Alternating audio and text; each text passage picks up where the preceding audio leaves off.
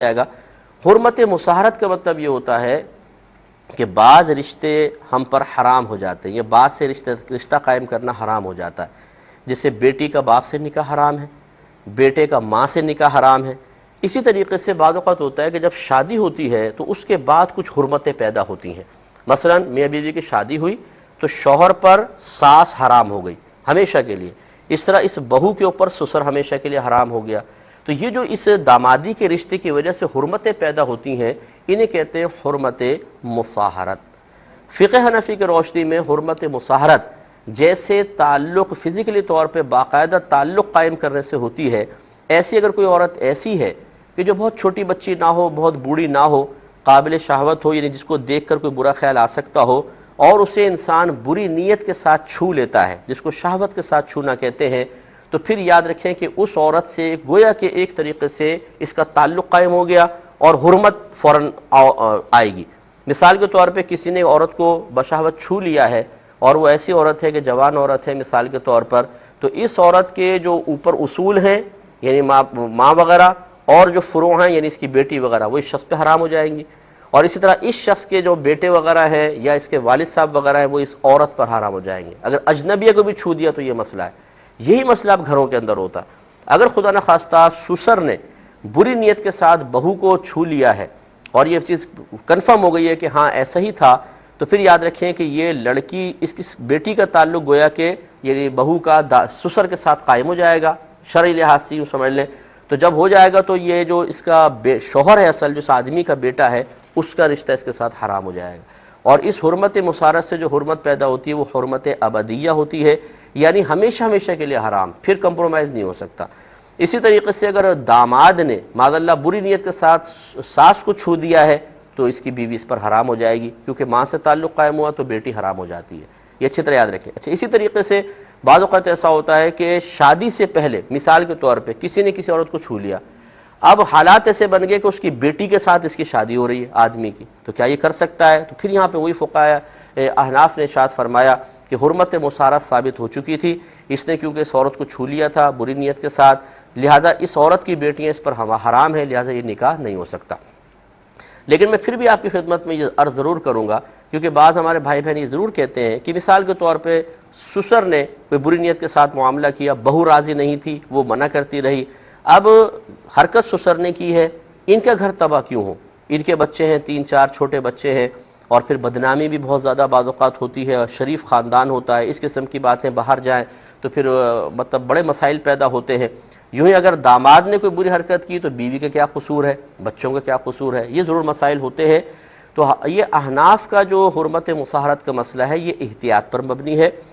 فقہائے اسلام مزاج شریعت کو دیکھ کر بہت سے فیصلے کرتے ہیں۔ ہماری شریعت کا مزاج یہ ہے کہ بڑے گناہ کو تو منع کرتی ہے، اس گناہ کی دعوت دینے والی چیزوں کو بھی حرام کر دیتی ہے۔ مثال کے طور پہ زنا اصل میں حرام ہے، لیکن چونکہ چھونے سے انسان زنا کی طرف آئے گا، دیکھنے سے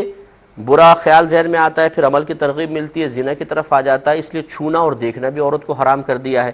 تو اس مزاج شریعت کو سمجھتے ہوئے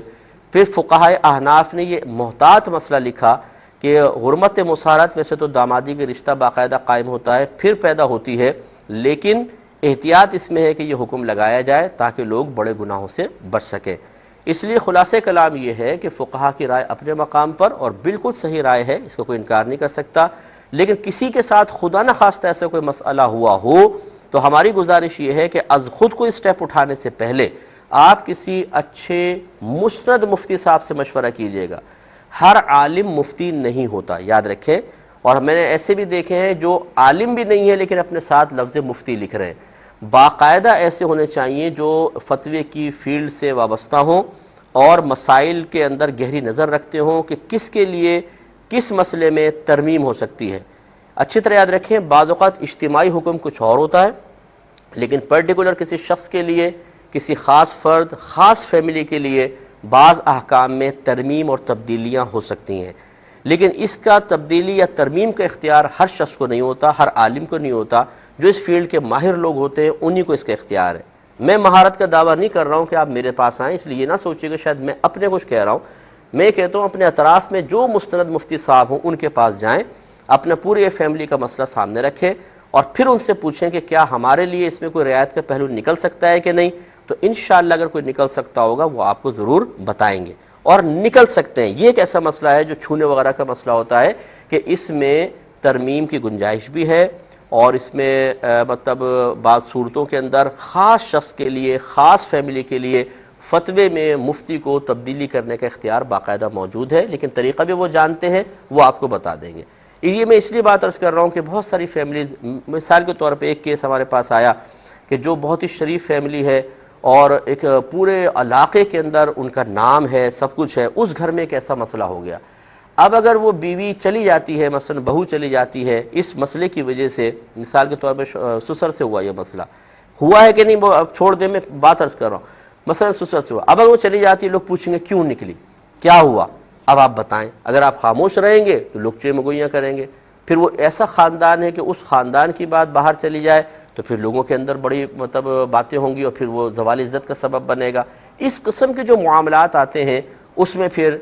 مفتیان کرام جو ہوتے ہیں وہ اپنا کردار ادا کرتے ہیں، ان کے پاس علم امانت ہے، وہ علم کو پہلے ایک مخصوص طریقے سے بیان کرتے ہیں، پھر اگر کسی کی مجبوری ہوتی ہے، پریشانی ہوتی ہے، واقعی اس کے مختلف مسائل ہوتے ہیں اور اس سے معاشرے میں انتشار اور فتنے بہت زیادہ ہو سکتے ہیں، تو پھر شریعت نے ان کو اختیار دیا ہوتا ہے کہ اس مسئلے میں اتنی آپ ترمیم اور گنجائش نکال سکتے ہیں، اور اس کا طریقہ یہ ہے۔ تو اس لیے انشاءاللہ وہ پھر مایوس ہونے کی ضرورت بھی نہیں ہے، اللہ تبارک و تعالیٰ کرم فرمائے گا۔ لیکن جس کے ساتھ ایسا کبھی مسئلہ ہوا ہے، دیانتداری کے ساتھ خود اپنے مسئلے کو غور کر لیں۔ دنیا گزر جائے گی،